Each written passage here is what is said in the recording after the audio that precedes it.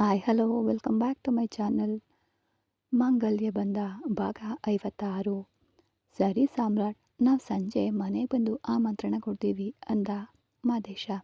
ಏಯ್, ಕೇಳೋಕ್ಕೆ ತುಂಬ ಸಂತೋಷವಾಗಿದೆ ಕಣೋ, ಖಂಡಿತ ಬನ್ನಿ ಅಂತ ಹೇಳಿ ಅಲ್ಲಿಂದ ನಾಲ್ವರು ಕೂಡ ಹೊರಟರು. ಅನಂತರಿಗೆ ಊರಿಗೆ ಹೋದ ಮೇಲೆ ರಾಶಿಕಾ ಮತ್ತು ಸಾಮ್ರಾಟ್ ಇಬ್ಬರು ಮನೆಗೆ ಹೋದರು. ಕಣ್ಮಣಿ ಮತ್ತು ಮಾದೇಶ ಇಬ್ಬರು ಅವರ ಮನೆಗೆ ಹೋದರು. ಅಂದು ಸಂಜೆ ಅಶ್ವಿನಿ ಜೊತೆ ಸಾಮ್ರಾಟ್ ಮನೆಗೆ ಹೋದ ಮಾದೇಶ. ಇತ್ತ ಕೀರ್ತಿ ಕೆಲಸದಲ್ಲಿ ಗಮನ ಇಲ್ಲದೆ ಏನು ಮಾಡ್ತಿದೀಯಾ ಅಂದಾಗ ನೀಲು ಗದರುವಿಕೆಯಿಂದ ಮೆಲ್ಲನೆ ಎಚ್ಚೆತ್ತು ಅವಳನ್ನು ನೋಡಿದ್ಲು ಕೀರ್ತಿ. ಎಲ್ಲರೂ ಅವಳನ್ನೇ ನೋಡ್ತಾ ಇದ್ರು. ಏನಾಯಿತು, ಯಾವುದೋ ಯೋಚನೆಯಲ್ಲಿದೆಯಾ? ಇಲ್ಲಿ ನೋಡು, ನಾಳೆ ರಾತ್ರಿ ಒಳಗೆ ಈ ಪ್ರಾಜೆಕ್ಟ್ ಕಂಪ್ಲೀಟ್ ಆಗಬೇಕು. ಎಲ್ಲರೂ ಕಷ್ಟಪಟ್ಟು ಮಾಡ್ತಾ ಇದ್ದೀವಿ. ನೀನು ನೋಡಿದರೆ ಯಾವುದೋ ಯೋಜನೆಯಲ್ಲಿದೆಯಾ? ಏನಾಯಿತು, ಏನು ನಿನ್ನ ಪ್ರಾಬ್ಲಮ್ ಅಂತ ಕೇಳಿದ್ಲು ನೀಲು. ಸಾರಿ ನೀಲು, ಸ್ವಲ್ಪ ತಲೆನೋವು, 10 ನಿಮಿಷ ಒಂದು ಕಾಫಿ ಮಾತ್ರ ಬರ್ತೀನಿ ಅಂತ ಕೇಳಿದ್ಲು. ಇಲ್ಲೇ ಇರು, ತರಿಸ್ಕೊಡ್ತೀನಿ ಅಂದ್ಲು. ನಾನು ಸ್ವಲ್ಪ ಹೊರಗೆ ಹೋಗಿ ಬರ್ತೀನಿ, ಒಂಥರ ಆಗ್ತಿದೆ ಅಂತ ಹೇಳಿ ಅಲ್ಲಿಂದ ಹೊರಟಲು ಕೀರ್ತಿ. ಸರಿಯಾಗಿ ಅವಳು ಹೊರಗೆ ಹೋಗೋದನ್ನು CCTV ಕ್ಯಾಮ್ರಾದಲ್ಲಿ ಗಮನಿಸಿದ ಆರ್ಕೆ ಕ್ಯಾಂಟೀನ್ಗೆ ಹೋಗಿ ಒಂದು ಕಪ್ ಕಾಫಿಯನ್ನು ತಗೊಂಡು ಬಂದು ಟೇಬಲ್ ಬಳಿ ಕುಳಿದ್ಲು. ಕೆಲಸದ ಸಮಯ ಆಗಿದ್ದರಿಂದ ಅಲ್ಲಿ ಬೇರೆ ಯಾರು ಕೂಡ ಇರಲಿಲ್ಲ. ಕಣ್ಗಳನ್ನು 1 ನಿಮಿಷ ಮುಚ್ಚಿ ತೆರೆದವಳ ಎದುರು ಕುಳಿತಿದ್ದನು ಆರ್ಕೆ. ಕೀರ್ತಿ ಭಯ ಪಡ್ಲು. ಏನಿದು, ಇವರು ಇಲ್ಲಿ ಅಂತ ವೇಗವಾಗಿ ತನ್ನ ಕಣ್ಗಳನ್ನು ಉಜ್ಜಿ ಮತ್ತೆ ನೋಡಿದಾಗ ಅಲ್ಲಿ ಅವನು ಇದ್ದಿರಲಿಲ್ಲ. ಕೀರ್ತಿ, ನೀನು ತುಂಬ ಕೆಟ್ಟು ಹೋಗ್ಬಿಟ್ಟಿದೀಯ ಕಣೆ, ಅದಕ್ಕೆ ಮದುವೆಯಾಗಿದೆ, ಮಗು ಇದೆ ಅಂತ ಹೇಳಿದ್ರಲ್ಲ, ಹಾಗಂತ ಹೇಳಿದ್ರು ಆಮೇಲೆ ಯಾಕೆ ಸುಮ್ಮನೆ ಅವ್ರ ಬಗ್ಗೆ ಯೋಚಿಸ್ತೀಯ? ಸರಿಯಾಗಿ ನೀನು ನಿನ್ನ ಕೆಲಸ ಮಾತ್ರ ನೋಡು ಅಂತ ಕಣ್ಗಳನ್ನು ಗಟ್ಟಿಯಾಗಿ ಮುಚ್ಚಿ ತಲೆಗೆ ಕೈ ಇಟ್ಕೊಂಡ್ಳು. ಅಪ್ಪ, ನನಗೆ ಏನೋ ಆಗ್ತಿದೆ, ಏನು ಅಂತ ಗೊತ್ತಿಲ್ಲ, ತಲೆ ತುಂಬ ನೋಯ್ತಿದೆ ಅಂತ ಹೇಳಿ ಕಣ್ಬಿಟ್ಟು ನೋಡಿದಾಗ ಹಾಯ್ ಅಂದಾಗ ಆರ್ಕೆ, ಲೋ, ನೀನು ಯಾಕೋ ನೆನ್ನೆಯಿಂದ ನನ್ನ ಹೀಗೆ ಟಾರ್ಚರ್ ಮಾಡ್ತಾ ಇದೀಯಾ? ಕಣ್ಮುಚ್ಚಿ ಕಣ್ಬಿಟ್ರೆ ಎದುರುಗಡೆ ಕೂರ್ತೀಯ, ಮತ್ತೆ ಮುಚ್ಚಿಬಿಟ್ರೆ ಮತ್ತೆ ಓಡಿ ಹೋಗ್ತೀಯ. ಇಲ್ಲಿ ನೋಡು, ನಿನ್ನನ್ನು ಹಾಗೆ ಕುಟಾಣಿ ಕಲ್ಲಿನಲ್ಲಿ ಇಟ್ಟು ನುಚ್ಚಾಗಿ ಶುಂಠಿ ಬೆಳ್ಳುಳ್ಳಿ ಕುಟ್ಟುವ ಹಾಗೆ ಕುಟ್ಬಿಡ್ತೀನಿ, ನೋಡ್ಕೊ. ಅಳು ಮೂತಿ ನೋಡು, ನೀನು ಓವರ್ ಆಗಿದ್ರೆ ನಿನ್ನ ಕೆಲಸವನ್ನು ರೂಮ್ನಲ್ಲಿ ನೋಡ್ಕೊ. ಯಾಕೆ ನನ್ನ ಮನಸ್ಸಿನೊಳಗೆ ಇರ್ತೀಯಾ, ಬರ್ತೀಯಾ ಅಂತ ಅವಳ ಪಾಡಿಗೆ ಅವಳು ಬೈದ್ಕೊಳ್ತಾ ಇದ್ದಾಗ ಇದುವರೆಗೆ ಕೆನ್ನೆ ಮೇಲೆ ಕೈ ಇಟ್ಟು ಅವಳು ಮಾತನಾಡೋದನ್ನು ನೋಡ್ತಾ ಇದ್ದವನು ಈಗ ಅವಳ ಮುಖದ ಮೇಲೆ ಮುಂದೆ 2 ಬಾರಿ ಚಿಟಿಕೆ ಹೊಡೆದ. ಆರ್ಕೆ ಚಿಟಿಕೆ ಶಬ್ದ ಕೇಳ್ತಿದೆ ಅಂತ ಗಾಳಿಯಲ್ಲಿ ಚಿತ್ರ ಬಿಡಿಸುವಂತೆ ಕೈಗಳನ್ನು ಸವರಿ ನೋಡಿದ್ಲು. ಕೈಯನ್ನು ಗಾಳಿಯಲ್ಲಿ ಸವರಬಾರ್ದು ಕೀರ್ತಿ ಅಂತ ವೇಗವಾಗಿ ಅವಳ ಕೈಯನ್ನು ಹಿಡಿದು ತನ್ನ ಎದೆ ಮೇಲೆ ಇಟ್ಕೊಂಡನು ಆರ್ಕೆ. ಅವನ ಹೃದಯ ಬಡಿತವನ್ನು ಅವಳ ಕೈ ಅನುಭವಿಸಿದ ತಕ್ಷಣ ಆಗಷ್ಟೇ ಭಯದಲ್ಲಿ ಎಂಜಲ್ ನುಂಗ್ತಾ ಅವಳು ಎದ್ದು ಓಡಲು ಪ್ರಯತ್ನಿಸಿದ್ಲು. ಹಾಗೇನೆ ಅವಳ ಕೈಯನ್ನು ಹಿಡಿದು ತನ್ನ ಎದುರು ಕೂರಿಸಿದವನು, ಏನು, ನನ್ನ ಬಗ್ಗೆನೇ ಯೋಚಿಸ್ತಿದೀಯಾ ಅಂತ ಅನಿಸ್ತಿದೆ. ಅದು ಹೇಗೆ, ಶುಂಠಿ ಬೆಳ್ಳುಳ್ಳಿ ಕುಟ್ಟುವ ಹಾಗೆ ಅಮ್ಮಿ ಕಲ್ಲಿನಲ್ಲಿ ಕುಟ್ಬಿಡ್ತೀಯಾ? ಈಗ ಎದುರುಗಡೆಯೇ ಕೂತಿದ್ದೀನಿ ಅಲ್ವಾ, ಕುಟ್ಟು ನೋಡೋಣ ಅಂತ ಅವನು ಹೇಳ್ದ. ಅಯ್ಯೋ ಸಾರಿ ಸರ್, ನಾನು ಏನೋ ಟೆನ್ಷನ್ನಲ್ಲಿ ಮಾತನಾಡಿಬಿಟ್ಟೆ. ಪ್ಲೀಸ್, ನಾನು ಕಣ್ಮುಚ್ಚಿದಾಗ ಇದ್ರಾ? ಸಾರಿ, ನಾನು ಕಣ್ ತೆರೆದಾಗ ಇದ್ರಾ? ಮತ್ತೆ ಕಣ್ಮುಚ್ಚಿದಾಗ ಕಾಣದೆ ಆಗಿಬಿಟ್ರಾ ಅಂತ ಒದರ್ತಾ ಇದ್ಲು. ಏಯ್, ಕಣ್ಣು ತೆರೆದ್ರೆ ತಾನೇ ಎದುರಿಗಿರುವ ನಾನು ಕಾಣೋದು, ಕಣ್ಮುಚ್ಚಿದ್ರೆ ಹೇಗೆ ಕಾಣ್ತೀನಿ ಹೇಳು ಅಂತ ಅವನು ಕೇಳ್ದ. ಇಲ್ಲ, ಏನೋ ಸಾರಿ ಸರ್ ಅಂದವಳು. ಅಯ್ಯೋ ಕೀರ್ತಿ, ಯಾಕೆ ಲೂಸ್ ಆದೆ? ನಿನಗೆ ಕೆಲಸ ಜಾಸ್ತಿ ಇದೆ, ಸುಮ್ಮನೆ ಟೈಮ್ ವೇಸ್ಟ್ ಮಾಡಬೇಡ ಅಂತ ತನಗೆ ತಾನೇ ಮಾತನಾಡಿಕೊಂಡು ಅವಳು ಕಣ್ಣುಗಳನ್ನು ಗಟ್ಟಿಯಾಗಿ ಮುಚ್ಚಿದ ಸ್ಥಿತಿಯಲ್ಲೇ ಆ ಕಾಫಿಯನ್ನು ತಗೊಂಡು ಕುಡಿದ್ಲು. ಅವಳನ್ನು ನೋಡ್ತಾ ಆನಂದಿಸ್ತಾ ಕುಳಿತಿದ್ದನು ಆರ್ಕೆ. ಆಗ ಅವನಿಗೆ ಫೋನ್ ಬಂತು. ಫೋನ್ ನೋಡಿದವನು ಅಟೆಂಡ್ ಮಾಡಲಿಲ್ಲ. ಆಫ್ ಮಾಡಿಟ್ಟು, ಇಲ್ಲಿ ನೋಡು, ಕಣ್ ತೆರೆದು ನನ್ನ ನೋಡು ಅಂದಾಗ ಕಣ್ಣುಗಳನ್ನು ಮೆಲ್ಲನೆ ತೆರೆದ್ಲು. ನಿನಗೆ ಯಾಕೆ ಇಷ್ಟು ಟೆನ್ಷನ್ ಆಗ್ತಿದೆ? ನೀನು ಯಾರನ್ನಾದರೂ ಲವ್ ಮಾಡ್ತಿದೀಯಾ ಅಂತ ಕೇಳ್ದ. ಅಯ್ಯೋ ಹಾಗೇನೂ ಏನೂ ಇಲ್ಲ, ಲವ್ವು ಇಲ್ಲ, ಏನೂ ಇಲ್ಲ, ಅದು ನಮ್ಮ ವಂಶಕ್ಕೆ ಸೆಟ್ಟೇ ಆಗಲ್ಲ, ಆ ತರಹ ಎಲ್ಲ ಏನಿಲ್ಲ ಅಂತ ಅವಳು ಹೇಳಿದಾಗ, ಸರಿ, ಆಮೇಲೆ ಇದಕ್ಕೂ ಮುಂಚೆ ಯಾರನ್ನಾದರೂ ನೆನೆಸ್ಕೊಂಡು ಈ ತರಹ ಒದ್ರಿದೀಯಾ ಅಂತ ಕೇಳ್ದ. ಸತ್ಯವಾಗಲೂ ಇಲ್ಲ, PUC ಎಕ್ಸಾಮು ಕೂಡ ಈ ತರಹ ಟೆನ್ಷನ್ ಆಗಿಲ್ಲ ನನಗೆ. ಯಾಕೆ ನಿಮ್ಮಿಂದ ಇಷ್ಟು ಟೆನ್ಷನ್ ಆಗ್ತಿದೆ ಅಂತ ನನಗೆ ಅರ್ಥ ಕೂಡ ಆಗ್ತಿಲ್ಲ. ಇಲ್ಲಿ ನೋಡಿ, ನನ್ನಿಂದ ಸ್ವಲ್ಪ ದೂರ ಇರಿ ನೀವು. ನಾನು ನಿಮ್ಮ ಹತ್ರ ಕೆಲಸ ಮಾಡ್ತಿದ್ದೀನಿ ಅಷ್ಟೇ. ಅದಕ್ಕಾಗಿ ನೆಮ್ಮದಿಯಾಗಿ ಕಾಫಿ ಕುಡಿಯಲು ಬಂದರೆ ಇಲ್ಲೂ ಬಂದು ನನ್ನ ಟಾರ್ಚರ್ ಮಾಡ್ತೀರಾ ಅಂತ ಅವಳು ಕೇಳಿದ್ಲು. ಏಯ್, ಟೆನ್ಷನ್ ಆಗಬೇಡ. ಒಂದು 10 ನಿಮಿಷ ಮೈಂಡ್ನ ರಿಲ್ಯಾಕ್ಸ್ ಮಾಡು.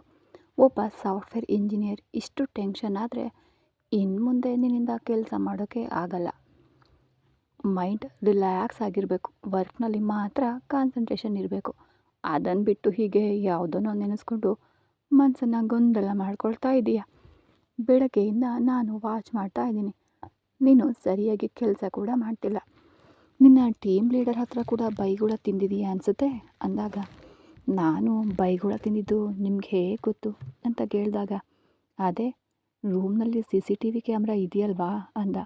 ಅದೇನು, ಅದನ್ನು ಕೂಡ ನೀವು ನೋಡ್ತೀರಾ ಅಂತ ಅವಳು ಕೇಳಿದಾಗ, ಬೇರೆ ಕೆಲಸ ಅಂತ ಹೇಳಿ ಅವನು ಹೇಳಿದಾಗ, ಇಲ್ಲಿ ನೋಡಿ, ನಿನ್ನೆವರೆಗೂ ಚೆನ್ನಾಗೇ ಇದ್ದೆ. ನಿನ್ನೆ ನೀವು ನಿಮ್ಮ ಪಾಡಿಗೆ ಏನೇನೋ ಮಾಡಿಬಿಟ್ರಿ. ನನ್ನ ಹತ್ರ ಏನೇನೋ ಮಾತನಾಡಿದ್ರಿ. ನೈಟ್ ಎಲ್ಲ ನಿದ್ದೆಯೇ ಬರಲಿಲ್ಲ. ಬೆಳಗ್ಗೆ ಬಂದು ನನ್ನ ಅಪ್ಪನ ನಂಬರ್ ಕೇಳಿದ್ದಕ್ಕೆ ನಾನು ಕೊಡಲ್ಲ ಅಂತ ಹೇಳಿದೆ. ಅದಕ್ಕೆ ನನ್ನ ಲವ್ ಮಾಡಿಲ್ಲ, ನನಗೆ ಮದುವೆ ಆಗಿದೆ, ಮಗು ಇದೆ ಅಂತ ಹೇಳಿದ್ರಿ. ಏನೋ ಒಂದು ರೀತಿ ಡಿಸ್ಟರ್ಬೆನ್ಸ್ ಆಗಿದೆ. ಅದು ಏನು ಅಂತ ಎಲ್ಲ ನನಗೆ ಗೊತ್ತಿಲ್ಲ. ದಯವಿಟ್ಟು ಇನ್ನು ನನ್ನ ಹತ್ರ ಮಾತನಾಡಬೇಡಿ ಪ್ಲೀಸ್ ಅಂದಾಗ, ನಿನಗೆ ಪ್ರೀತಿಯ ಹುಚ್ಚು ಹಿಡಿದಿದೆ ಅಂತ ಅನಿಸುತ್ತೆ. ಇಲ್ಲಿ ನೋಡು, ಈಗಲೂ ಹೇಳ್ತಾ ಇದ್ದೀನಿ, ನಾನು ನಿನ್ನನ್ನು ಲವ್ ಮಾಡ್ತಾ ಇಲ್ಲ. ನನಗೆ ಮದುವೆ ಆಗಿದೆ. ನನ್ನ ಮಗ LKG ಓದ್ತಿದ್ದಾನೆ. ಆದ್ದರಿಂದ ನೀನಾಗಿ ಏನನ್ನಾದರೂ ಕಲ್ಪನೆ ಮಾಡ್ಕೊಳ್ದೆ ರಿಲ್ಯಾಕ್ಸ್ ಆಗಿ ಕೆಲಸ ನೋಡು ಅಂತ ಹೇಳಿ ಎದ್ದು ಹೋದ. ಆರ್ಕೆ ಹಾಳಾಗಿ ಹೋದವನೇ ಇದನ್ನು ಹೇಳೋಕ್ಕೆ ಇಲ್ಲಿಗೆ ಬಂದ್ಯಾ? ಇವನೇ ಮದುವೆ ಆಗಿದೆ ಅಂತ ಹೇಳ್ತಿದ್ದಾನೆ. ನನಗೆ ಯಾಕೋ ಇವನಿಗೆ ಮದುವೆ ಆಗಿದೆ ಅಂತ ಅನ್ನಿಸ್ತಿಲ್ಲ. ಹಾಗೆ ನೋಡೋಕ್ಕೆ ಇವನು ಕಾಣಿಸ್ತಿಲ್ವಲ್ಲ, ಏನು ಮಾಡೋದು? ಓಕೆ, ಇವನು ಬಿಸ್ನೆಸ್ ಮ್ಯಾನ್ ತಾನೇ. ಗೂಗಲ್ನಲ್ಲಿ ಸರ್ಚ್ ಮಾಡಿದರೆ ಅವನ ಬಗ್ಗೆ ಖಂಡಿತ ಡೀಟೇಲ್ಸ್ ಬರುತ್ತೆ ಅಲ್ವಾ ಅಂತ ಯೋಚಿಸಿದವಳು ಆಗಲೇ ಅವಳ ಮೊಬೈಲ್ನ ಚೆಕ್ ಮಾಡಿ ನೋಡಿದ್ಲು. ಅವನ ಬಗ್ಗೆ ಎಲ್ಲ ಮಾಹಿತಿಗಳು ಕೂಡ ಅಲ್ಲಿ ಇದ್ವು. ಇದುವರೆಗೆ ಅವನು ಸಿಂಗಲ್. ನೋಡಿದ ತಕ್ಷಣ ಮನಸ್ಸು ತುಂಬಿ ಬಂತು. ಯಾಕೆ ಈ ನೆಮ್ಮದಿ ಅಂತ ಅವಳಿಗೆ ಅರ್ಥ ಆಗಲಿಲ್ಲ. ಪಾಪಿ, ಬೇಕಂತಲೇ ಮದುವೆ ಆಗಿದೆ, ಮಗು ಇದೆ ಅಂತ ಸೀನ್ ಹಾಕಿದ್ದಾನೆ ಅಂತ ಅಂದ್ಕೊಂಡ್ಳು. ಕೀರ್ತಿ, ಬೇಡದ ಕೆಲಸ ಮಾಡಬೇಡ. ಸರಿಯಾಗಿ ಹೋಗಿ ನಿನ್ನ ಕೆಲಸ ನೋಡು. ಅವನೇನೋ ನಿನ್ನ ಮನಸ್ಸನ್ನು ಗೊಂದಲ ಮಾಡ್ತಿದ್ದಾನೆ. ನೀನು ಹುಚ್ಚು ಹಿಡಿದ ಹಾಗೆ ಗೊಂದಲ ಮಾಡ್ಕೊಳ್ತಿದೀಯ ಅಂತ ತನಗೆ ತಾನೇ ಹೇಳಿಕೊಂಡು ಈಗ ಎದ್ದು ಆಫೀಸ್ ರೂಮ್ಗೆ ಹೋದಳು. ಅಲ್ಲಿ ಬಿರುಸಾಗಿ ಕೆಲಸ ನಡೀತಾ ಇತ್ತು. ಆರ್ಕೆ ತನ್ನ ಕೋಣೆಗೆ ಬಂದ ನಂತರ ಸ್ವಲ್ಪ ಮುಂಚೆ ಬಂದ ಫೋನ್ ಕಾಲ್ ಮಾಡಿ ಕಾಲನ್ನು ತೆಗೆದು ನೋಡಿದವನು ಮತ್ತೆ ಅದೇ ನಂಬರ್ಗೆ ಡಯಲ್ ಮಾಡ್ದ. ಹಾಯ್ ಡ್ಯಾಡ್, ಹೇಗಿದ್ದೀರಾ ಅಂದಾಗ, ನಾನು ಚೆನ್ನಾಗೇ ಇದ್ದೀನಿ ಕಣೋ. ನೀನು ಏನು ಮಾಡ್ತಿದ್ದೀಯಾ? ಕೊಯಮತ್ತೂರಿನಲ್ಲಿ ನಮ್ಮ ಕಾರ್ ಫ್ಯಾಕ್ಟರಿಗೋಸ್ಕರ ನೋಡಿದ ಜಾಗದ ಬಗ್ಗೆ ಮಾತನಾಡಿ ಮುಗಿಸಿದ್ಯಾ ಇಲ್ವಾ ಅಂತ ಖಾರವಾಗಿ ಅವನ ಅಪ್ಪ ಮಾತನಾಡಿದಾಗ, ಡ್ಯಾಡ್, ನನಗೆಲ್ಲ ವಿಚಾರಿಸಿದ್ದೀನಿ. ಆ ಜಾಗದ ಪಕ್ಕದಲ್ಲಿ ಒಂದು 50 ಎಕರೆ ಆ ಊರಿಗೆ ಸೇರಿದ ದೊಡ್ಡ ಕುಟುಂಬದ್ದಾಗಿದೆ. ಆ ಸಾಮ್ರಾಟ್ ಅನ್ನೋ ಹೆಸರಲ್ಲಿದೆ. ಆದರೆ ಅವರ ಹತ್ರ ನಮ್ಮ ಕಡೆಯವರು ಆ ಜಾಗವನ್ನು ಕೇಳಿದ್ದಕ್ಕೆ ಆ ಜಾಗವನ್ನು ಕೊಡೋಕ್ಕಾಗಲ್ಲ ಅಂತ ಹೇಳಿಬಿಟ್ಟ. ಬಟ್ ನಮಗೆ ಆ ಜಾಗ ಖಂಡಿತ ಬೇಕಲೇಬೇಕು ಡ್ಯಾಡ್ ಅಂದಾಗ, ಆ ಸಾಮ್ರಾಟ್ ಯಾರು ಅಂತ ನಿಮಗೆ ಗೊತ್ತಾ ಅಂತ ಅವನಪ್ಪ ಕೇಳಿದಾಗ, ಅವನ ಬಗ್ಗೆ ಎಲ್ಲ ಡೀಟೇಲ್ಸ್ ತಗೊಂಡಿದ್ದೀನಿ ಡ್ಯಾಡ್. ಏನು ಮಾಡೋದು, ನಮ್ಮಿಂದ ಹತ್ರ ಆಗೋಕ್ಕೆ ಆಗ್ತಾ ಇಲ್ಲ, ಗೊತ್ತಿಲ್ಲ. ಆ ಒಂದು ತುಂಬ ದೊಡ್ಡ ಫ್ಯಾಮಿಲಿ. ಏನಾದರೂ ಆದರೆ ಸಾಕು, ಕತ್ತಿ ಎತ್ತುವ ಕಾಡು ಮನುಷ್ಯರ ಗುಂಪು ಅದು. ಅವನು ಬೇರೆ ಯಾರೂ ಅಲ್ಲ ಡ್ಯಾಡ್, ನಮ್ಮ ಏಜೆಂಟ್ ರಾಜೀವಪ್ಪನಿಗೆ ಅಳಿಯ. ಅದು ಮಾತ್ರ ಅಲ್ಲದೆ ರಾಜೀವಪ್ಪನ ಮಗಳು ರಾಶಿಕಳನ್ನು ಅವನೇ ಮದುವೆಯಾಗಿದ್ದಾನೆ. ಆದರೆ ಅವರಿಗೂ ರಾಜೀವಪ್ಪನಿಗೂ ಏನೋ ಸಮಸ್ಯೆ ಇದೆ. ಆದ್ದರಿಂದ ಇದುವರೆಗೂ ಮದುವೆಯಾದಮೇಲೆ ರಾಶಿಕಾ ತನ್ನ ಅಪ್ಪನನ್ನು ನೋಡಿಲ್ಲ. ರಾಜೀವಪ್ಪ ಕೂಡ ರಾಶಿಕಳನ್ನು ಹೋಗಿ ನೋಡಿಲ್ಲ. ಈ ಡೀಟೇಲ್ಸ್ ಸಿಕ್ಕಿದ ತಕ್ಷಣ ನಾನು ರಾಜೀವಪ್ಪನಿಗೆ ಕಾಲ್ ಮಾಡಿ ಮಾತನಾಡಿದೆ. ಸಾಮ್ರಾಟ್ ಹತ್ರ ಆ ಜಾಗವನ್ನು ಖರೀದಿಸಲು ಅವರು ಒಂದು ರೂಟ್ ಹೇಳಿದ್ದಾರೆ. ಏನು 25% ಕಮಿಷನ್ ಕೇಳ್ತಿದ್ದಾನೆ ಅಂತ. ಒಂದು ಸಮಸ್ಯೆ ಇಲ್ಲ, ಅಮೌಂಟ್ ಒಂದು ವಿಷಯನೇ ಅಲ್ಲ, ಕೊಟ್ಬಿಡಬಹುದು. ಆದರೆ ಆ ಜಾಗ ನಮ್ಮ ಕೈಗೆ ಖಂಡಿತ ಬಂದೇ ತೀರಬೇಕು ಡ್ಯಾಡ್ ಅಂತ ಆರ್ಕೆ ಹೇಳಿದಾಗ, ಏನು ಹೇಳ್ತಿದೀಯಾ? ರಾಶಿಕಳನ್ನು ಸಾಮ್ರಾಟ್ ಮದುವೆ ಆಗಿದ್ದಾನ ಅವಳು ಎಲ್ಲಿದ್ದಾಳೆ ಅಂತಾನೆ ಗೊತ್ತಿಲ್ಲ ಅಂತ ಹೋದ ವಾರ ಕೂಡ ರಾಜೀವಪ್ಪ ಹೇಳಿದ್ನಲ್ವ ನನಗೆ ಅಂತ ಅವನ ಅಪ್ಪ ಕೇಳ್ದ. ಡ್ಯಾಡ್, ನಿನ್ನೆವರೆಗೂ ರಾಜೀವಪ್ಪನಿಗೂ ಗೊತ್ತಿರಲಿಲ್ಲ. ನನಗೆ ಇವತ್ತು ಮಾರ್ನಿಂಗ್ ಫೋಟೋ ಸೆಂಡ್ ಮಾಡ್ದ. ಸಾಮ್ರಾಟ್, ರಾಶಿಕಾ ಇಬ್ಬರು ಒಟ್ಟಿಗೆ ಇರೋದು. ಆ ರಾಶಿಕಾಳನ್ನು ಇಟ್ಕೊಂಡೇ ಸಾಮ್ರಾಟ್ ಹತ್ರ ಇರುವ ಆ ಜಾಗವನ್ನು ನಾವು ಖರೀದಿಸಲು ಸಾಧ್ಯ. ಆ ಜಾಗ ನಮ್ಮ ಕೈಗೆ ಬಂದರೆ ಆಮೇಲೆ ನಾವು ಅಂದ್ಕೊಂಡಿದ್ದು ಎಲ್ಲವೂ ನಡೆಯುತ್ತೆ. ಅದು ಮಾತ್ರ ಅಲ್ಲದೆ ಸಾಮ್ರಾಟ್ನ ತಮ್ಮನ ಹೆಂಡತಿ ನೀಲು ಇಲ್ಲೇ ನಮ್ಮ ಹತ್ರ ವರ್ಕ್ ಮಾಡ್ತಿದ್ದಾಳೆ ಅಂತ ಹೇಳಿದಾಗ, ಏನೋ ಸುತ್ತಿ ಅವನ ಫ್ಯಾಮಿಲಿಯೆಲ್ಲ ನಾವು ಸಂಬಂಧ ಪಡುವ ಹಾಗೆ ಇದೆ ಅಂದಾಗ, ಅದೇ ಡ್ಯಾಡ್, ನಮ್ಮ ಸಮಯ ನಮಗೆ ಅನುಕೂಲವಾಗಿ ಇದೆ. ಅಲ್ಲೇ ನಮ್ಮ ಕಾರ್ ಫ್ಯಾಕ್ಟರಿಗೆ ಲೈಸೆನ್ಸ್ ಕೂಡ ಸಿಕ್ಕಿದೆ. ಸೊ ಯಾವುದೇ ಪಂಚಾಯತಿಯಲ್ಲೇ ಕೆಲಸನ ಶುರು ಮಾಡಿಬಿಡ್ಬಹುದು. ಅದಕ್ಕೆ ಮೊದಲು ಈಗ ನಾವು ಆ ಜಾಗವನ್ನು ಮಾತ್ರ ರಿಜಿಸ್ಟರ್ ಮಾಡಿಸ್ಕೊಳ್ಬೇಕು. ಅದು ಮಾಡಿಸ್ಕೊಂಡ್ರೆ ಸಾಕು ಅಂದಾಗ, ಓಕೆ ಕಣೋ, ನೀನು ಕೊಯಂಬತ್ತೂರಿಗೆ ಹೋಗಿ ನೇರದಲ್ಲಿ ಏನು ಎತ್ತ ಅಂತ ಅದರ ಬಗ್ಗೆ ವಿಚಾರಿಸ್ಕೊಂಡು ಮಾತನಾಡ್ಕೊಂಡು ಬಾ ಅಂದರು. ಇಲ್ಲ ಡ್ಯಾಡ್, ಈಗ ಹೋಗಿ ಮಾತನಾಡಿದರೆ ಏನೂ ಪ್ರಯೋಜನ ಇಲ್ಲ. ಅದಕ್ಕೆ ಒಂದು ಪ್ಲ್ಯಾನ್ ಮಾಡಿದ್ದೀನಿ, ಅದು ವರ್ಕೌಟ್ ಆಗಲಿ. ಆಮೇಲೆ ಆ ಸಾಮ್ರಾಟ್ ತಾನಾಗಿಯೇ ಬಂದು ಆ ಜಾಗವನ್ನು ನಮಗೆ ಬರ್ಕೊಡ್ತಾನೆ ಅಂತ ಹೇಳಿದಾಗ, ಹೇಗಾದರೂ ನೋಡು, ಕೇರ್ಫುಲ್ಲಾಗಿ ನಡ್ಕೊ.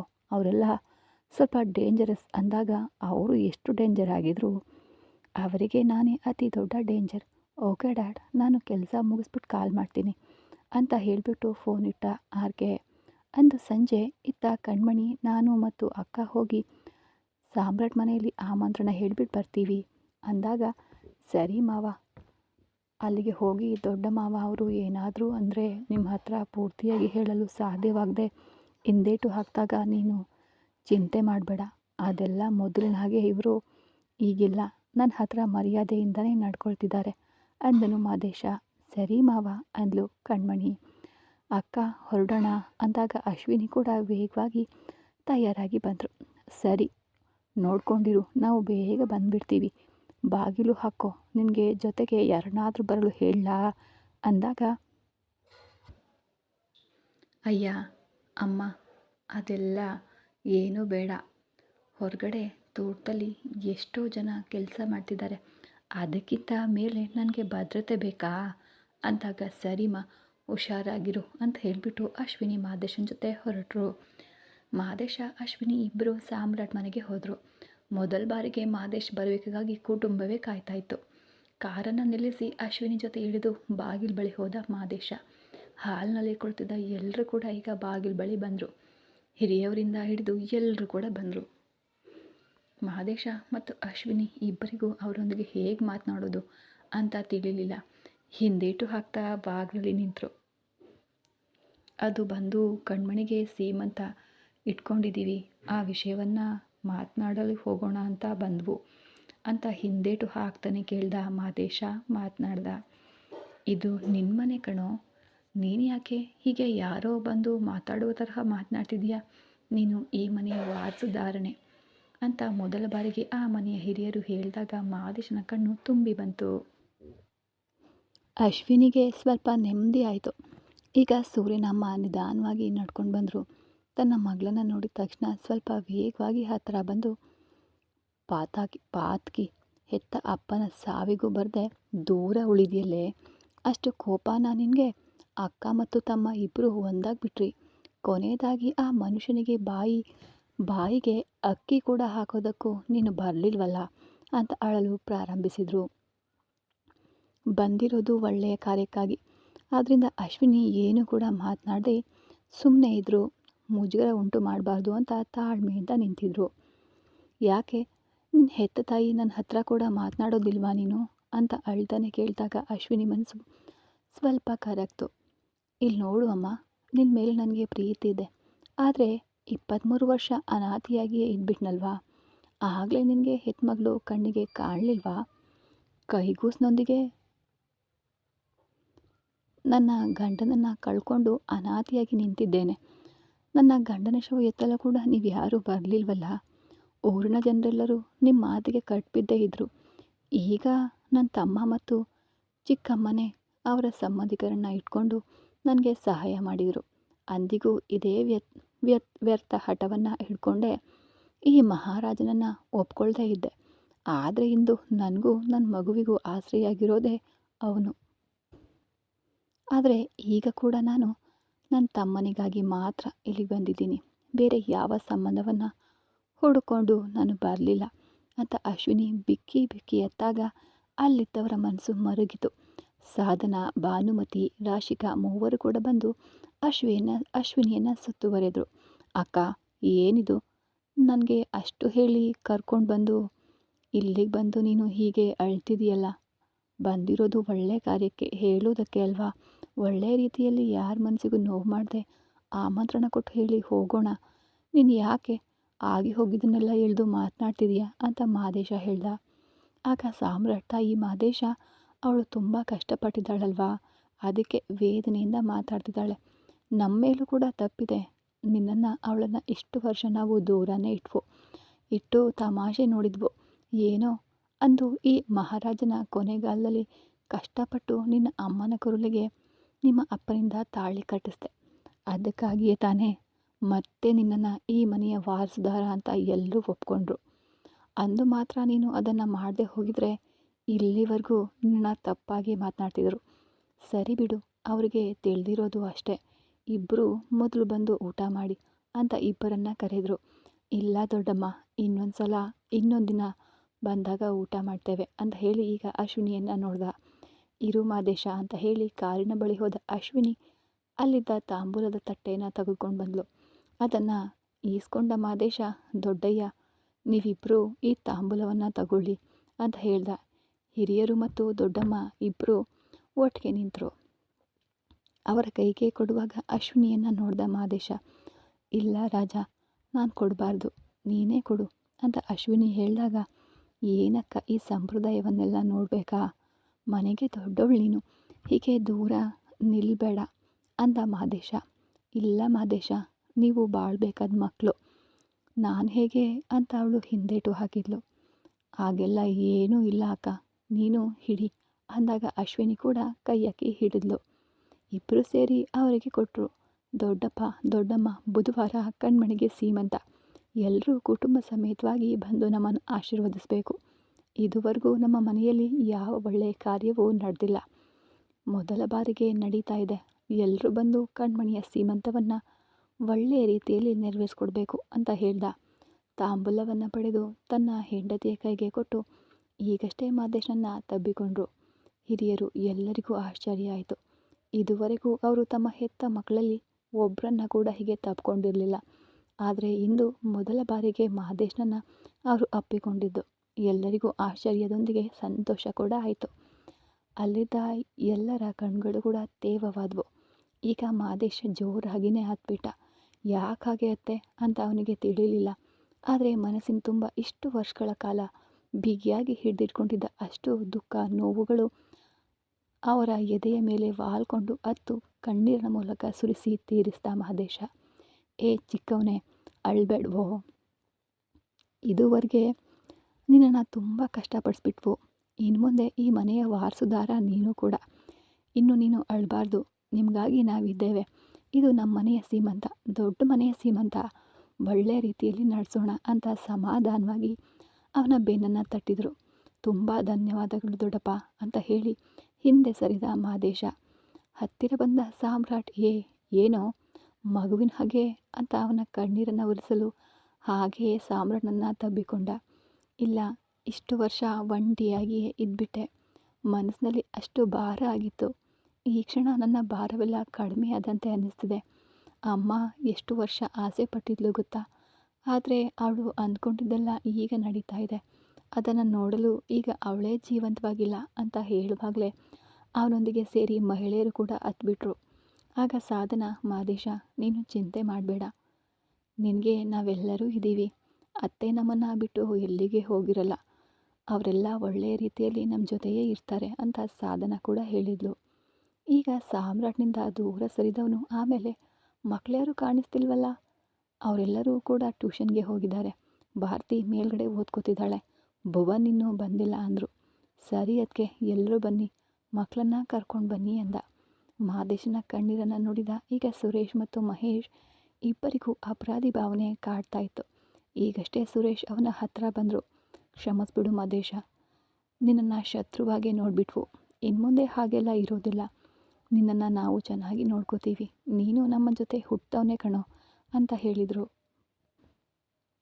ತುಂಬ ಸಂತೋಷ ಆಯಿತು ಅಣ್ಣ. ಇದುವರೆಗೆ ಎದುರು ನಿಂತು ದುರ್ಗುಟ್ಟಿ ನೋಡಿಕೊಂಡು ಹೋಗ್ತಿದ್ರಿ. ಇಂದು ಎಲ್ಲರೂ ಇಷ್ಟು ಪ್ರೀತಿಯಿಂದ ಮಾತನಾಡುವಾಗ ನನಗೆ ಮನಸ್ಸು ತುಂಬಿ ಬಂತು, ಸಂತೋಷವಾಗ್ತಿದೆ ಅಂದಾಗ ಅದು ಮಾತ್ರ ಅಲ್ಲ, ನಿನಗೆ ಇನ್ನೊಂದು ಮುಖ್ಯವಾದ ಜವಾಬ್ದಾರಿ ಇದೆ ಅಂತ ಹಿರಿಯರು ಹೇಳಿದರು. ಏನು ದೊಡ್ಡಪ್ಪ, ಏನು ಹೇಳ್ತಿದ್ದೀರಾ ಅಂತ ಅವರ ಹತ್ರ ಹೋದ. ಬರುವ ಕುಂಭಾಭಿಷೇಕದಲ್ಲಿ ನಿನಗೆ ಮೊದಲ ಮರ್ಯಾದೆ. ನೀನೇ ದೊಡ್ಡ ಮನೆಯ ಪರವಾಗಿ ಮೊದಲ ಮರ್ಯಾದೆಯನ್ನು ಸ್ವೀಕರಿಸಿ ಕುಂಭಾಭಿಷೇಕವನ್ನು ನೆರವೇರಿಸ್ಕೊಡ್ಬೇಕು ಅಂತ ಹಿರಿಯರು ಹೇಳಿದಾಗ ಮಹದೇಶನಿಗೆ ಏನೂ ಅರ್ಥ ಆಗಲಿಲ್ಲ. ದೊಡ್ಡಪ್ಪ, ಏನು ಹೇಳ್ತಿದ್ದೀರಾ? ನನಗಿಂತ ಹಿರಿಯರಾದ ಮಹೇಶ್ ಅಣ್ಣ, ಸುರೇಶ್ ಅಣ್ಣ ಇದ್ದಾರೆ. ಅದಲ್ಲದೆ ಆಮೇಲೆ ಸಾಮ್ರಾಟ್ ಕೂಡ ಇದ್ದಾನೆ, ಸೂರ್ಯ ಇದ್ದಾನೆ. ಹಾಗಿರುವಾಗ ನಾನು ಹೇಗೆ ಅದೆಲ್ಲ ಮಾಡಲಿ? ಬೇಡ, ಯಾವಾಗಲೂ ಎಂದಿನಂತೆ ದೊಡ್ಡ ಮನೆಯ ವಾರಸುದಾರರಾಗಿ ಆ ಮರ್ಯಾದೆ ಸಿಗಲಿ. ಇದುವರೆಗೂ ಅದಕ್ಕೆ ನಾನು ಆಸೆ ಪಟ್ಟೇ ಇಲ್ಲ. ಇನ್ನು ಮುಂದೆಯೂ ಅದು ನನಗೆ ಬೇಡ ದೊಡ್ಡಪ್ಪ. ನನ್ನನ್ನು ಮನೆಯಲ್ಲಿ ಒಬ್ಬ ಅಂತ ಹೇಳಿದ್ದು ನನಗೆ ತುಂಬ ಸಂತೋಷ ಆಯಿತು, ದೊಡ್ಡತನದಿಂದ ಹೇಳಿದ ಮಹದೇಶ. ಇಲ್ಲ ಮಹದೇಶ, ನಿನಗೆ ಆ ಮರ್ಯಾದೆ ಸಿಗಬೇಕು ಅಂತ ಅವನ ಭುಜದ ಮೇಲೆ ಕೈ ಇಟ್ಟು ಹೇಳ್ದ ಸಾಮ್ರಾಟ್. ಏ ಸಾಮ್ರಾಟ್, ಅರ್ಥವಾಗದೆ ಮಾತನಾಡಬೇಡ. ನಮಗಿಂತ ಹಿರಿಯರು ಇದ್ದಾರೆ. ಹಾಗಿರುವಾಗ ನಾವು ಅಲ್ಲಿ ಮುಂದೆ ನಿಲ್ಲೋದು ಒಳ್ಳೆಯದಲ್ಲ. ಅವರಿಗೆ ಮರ್ಯಾದೆ ಆಗಿರೋದು ಇಲ್ಲ ಅಂದ. ಹಾಗೆಲ್ಲ ಏನಿಲ್ಲ ಮಹದೇಶ, ನಮಗೆ ಯಾವ ತೊಂದರೆನೂ ಇಲ್ಲ. ಇದುವರೆಗೂ ದೊಡ್ಡ ಮನೆಯ ವಾರಸುದಾರರೆಂದು ನಾವು ತಲೆ ಎತ್ತಿ ಬದುಕ್ಬಿಟ್ವು. ಎಷ್ಟೋ ಮರ್ಯಾದೆ ನಮಗೆ ಸಿಕ್ಕಿದೆ. ನಿನಗೆ ಇದುವರೆಗೂ ಯಾವ ಮರ್ಯಾದೆಯೂ ಸಿಕ್ಕಿಲ್ಲ. ನಾವೇ ನಿನ್ನನ್ನು ತುಂಬ ಅವಮಾನಿಸಿ ಕಷ್ಟಪಡಿಸಿದ್ದೀವಿ. ಅದರಿಂದ ಬರುವ ಕುಂಭಾಭಿಷೇಕದಲ್ಲಿ ದೊಡ್ಡಪ್ಪ ಹೇಳಿದ ಹಾಗೆ ನೀನೇ ಆ ಮೊದಲ ಮರ್ಯಾದೆಯನ್ನು ಸ್ವೀಕರಿಸಿ ಕುಂಭಾಭಿಷೇಕವನ್ನು ಒಳ್ಳೆಯ ರೀತಿಯಲ್ಲಿ ನೆರವೇರಿಸಬೇಕು. ದೊಡ್ಡ ಮನೆಯ ವಾರಸುದಾರನಾಗಿ ಮುಂದೆ ನಿಂತು ದೇವಸ್ಥಾನದ ಕುಂಭಾಭಿಷೇಕವನ್ನು ನೆರವೇರಿಸಬೇಕಾಗಿದ್ದು ನಿನ್ನ ಜವಾಬ್ದಾರಿ ಅಂತ ಮಹೇಶ ಹೇಳಿದರು. ಮಹದೇಶ ನಿರಾಕರಣೆ ಮಾಡ್ದ. ಆಮೇಲೆ ಸಾಮ್ರಾಟ್ ತಾಯಿ, ಅಪ್ಪ, ಅತ್ತಿಗೆಯರು ಹೀಗೆ ಒಬ್ಬರಾದ ಮೇಲೊಬ್ಬರು ಎಲ್ಲವನ್ನ ಮಾತನಾಡಿದಾಗ ಕೊನೆಗೆ ಮಹದೇಶ ಸರಿ ಅಂತ ತಲೆಯಾಡಿಸ್ದ. ಸ್ವಲ್ಪ ಹೊತ್ತು ಸಾಮಾನ್ಯವಾಗಿ ಎಲ್ಲರೊಂದಿಗೆ ಮಾತನಾಡಿ ಅನಂತರ ಅಶ್ವಿನಿಯನ್ನು ಕರೆದುಕೊಂಡು ಮಹದೇಶ ಹೊರಟ. ಈ ಕತೆ ಮುಂದುವರಿಯೋದು. ಮತ್ತೆ ಸಿಗೋಣ ಮುಂದಿನ ಎಪಿಸೋಡಲ್ಲಿ. ಧನ್ಯವಾದಗಳು.